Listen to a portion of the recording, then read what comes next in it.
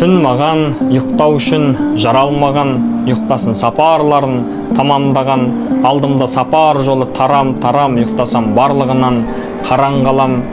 Түн менің ұйқым үшін жаралмаған, түн келсе түйсік түсіп алаң болам. Іздеймін жоқтарымды таба алмаған, аңсаймын жерлерімді бара алмаған. Түн маған ұйықтау үшін берілмеген, ұйқы тең шала жансар өлімменен. Өлді екен қанша менің уақытым, ақ төсек, ала жастық, кебіндеген деп жырлапты атақты Мұқағали атамыз түн туралы.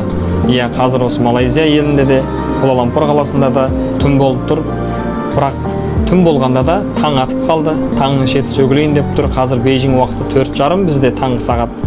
Мінекей ЖБ командасы болып құрылғаннан бері қарай бірінші рет қыста демалыс орайына пайдаланып балаларды шетелге алып келмекшіміз. Талғат пен Айда Үрімжі қаласынан бүгін шықпақшы.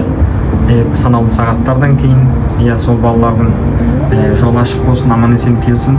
Осындай бір халықтың сеніміне ие болғанымызға кішкене қуанып, тебіреніп те ұйықтай алмадық.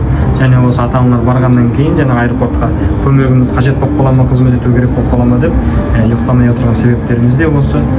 Достар, Малайзия елінде ағылшын тілін оқымақшы болсаңыздар, Малайзия елінде ағылшын тілінде БНК, ағылшын тілінде ендеуші оқымақшы болсаңыздар, бізге хабарласыңыздар.